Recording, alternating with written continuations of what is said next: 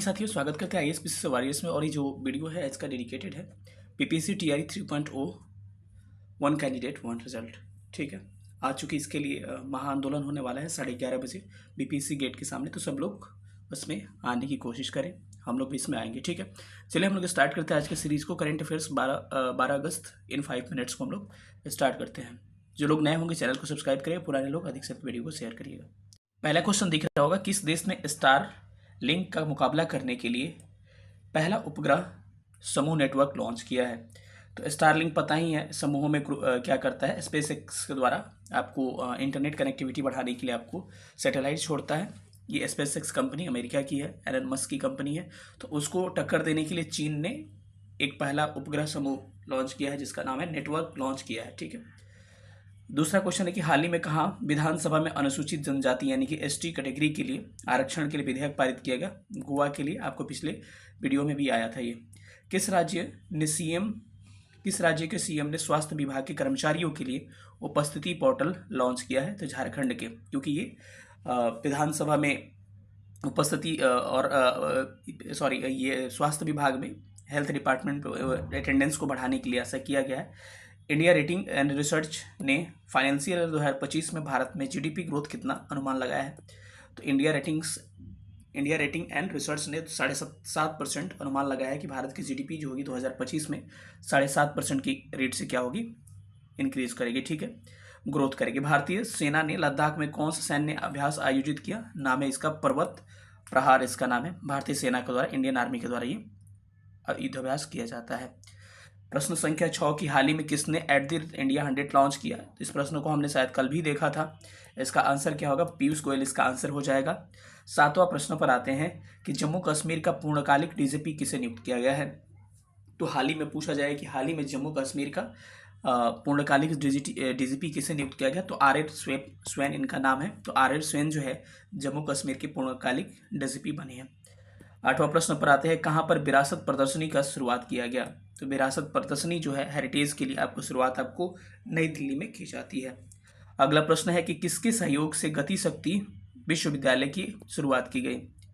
ठीक है, तो आपको एयरबस है, इसके सहयोग से गति शक्ति विश्वविद्यालय की शुरुआत की जाती है। तो सवाल पूछेगा कि गति शक्ति विश्वविद्यालय की शुरुआत किसके द्वारा की जाती है? तो एयरबस इसका क्या हो जाएगा? करेक्ट आंसर एयरबस हो जाएगा। अगला प्रश्न है कि कौन दक्षिण कोरिया में अमेरिकी नेतृत्व वाली संयुक्त राष्ट्र कमान में शामिल हुआ है? तो क्या हो जाएगा? जर्मनी। एवरीडे क्या हो जाएगा? इसका आंसर हो जाएगा। ठीक है, अगला प्रश्न है कि अर्थ ऑब्जर्वेशन सैटेलाइट 8 लॉन्च किया है किसने? तो पृथ्वी का ऑब्जर्वेशन करने के लिए, पृथ्वी का निरीक्षण करने के लिए एक सैटेलाइट लॉन्च किया जाता है इसरो के द्वारा, जिसका नाम है अर्थ ऑब्जर्वेशन सैटेलाइट नंबर 8 है ये। तो इसलिए इसरो के द्वारा लॉन्च किया गया। ठीक है, इसरो की स्थापना 1969 में होती है। इसका हेडक्वार्टर कहाँ पे? कर्नाटक के बेंगलुरु में इसका क्या है? हेडक्वार्टर है। आपको कमेंट करके बताना है कि इसरो के वर्तमान में चेयरमैन अभी कौन है। ठीक है, और एक और सवाल का जवाब देखिए, एक्सपोसेट जो है, एक्सपोसेट इसरो के द्वारा जनवरी 2024 में लॉन्च किया गया। तो किस लॉन्चिंग व्हीकल से इसको लॉन्च किया गया है, इस भी प्रश्न को भी जवाब देना है आपको। भारत ने किस देश की जल विद्युत परियोजना के लिए 5,000 करोड़ रुपए की मंजूरी दी है? तो इसका करेक्ट आंसर क्या हो जाएगा? इसका राइट आंसर नेपाल हो जाएगा। ठीक है, अगला प्रश्न है कि आरपीवी विज्ञान युवा पुरस्कार से किसे सम्मानित किया गया? तो पूछा जाए कि हाल ही में आरपीवी विज्ञान युवा पुरस्कार से किसे सम्मानित किया गया? तो डॉक्टर बप्पी पाल इनका नाम है। तो बप्पी पाल इसका आंसर हो जाएगा। किस राज्य को जीवन दान पुरस्कार मिला है?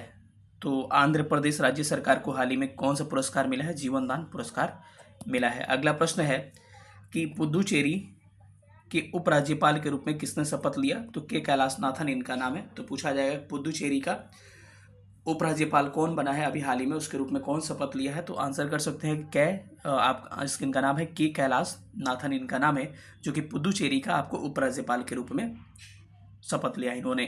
अगला प्रश्न है कि हाल ही में कहाँ प्रदर्शनकारियों ने देश भर में अल्पसंख्यक हिंदुओं और हिंदू मंदिरों को खत्म कर रहे हैं?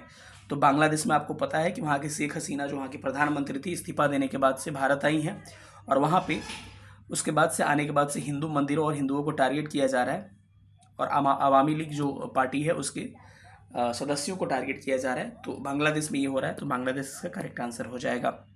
चलिए आज के प्रश्न को देखते हैं। आज का क्वेश्चन है कि किस भारतीय महिला पहलवान ने कुश्ती से संन्यास लेने की घोषणा की है। काफ़ी चर्चित विषय था, ये चर्चित विषय था कुछ दिन पहले कि एक भारतीय महिला पहलवान थी जो कि संन्यास लेने की घोषणा की। आपको रीज़न भी पता होगा, तो इनका आंसर करना है कि कौन सी भारत की महिला जो रेसलर है जो कि संन्यास लेने की आपको घोषणा किया है। ठीक है, मिलेंगे अगले वीडियो में, तब तक अपना ख्याल रखिए। सेशन देखने थैंक यू सो मच। जय हिंद।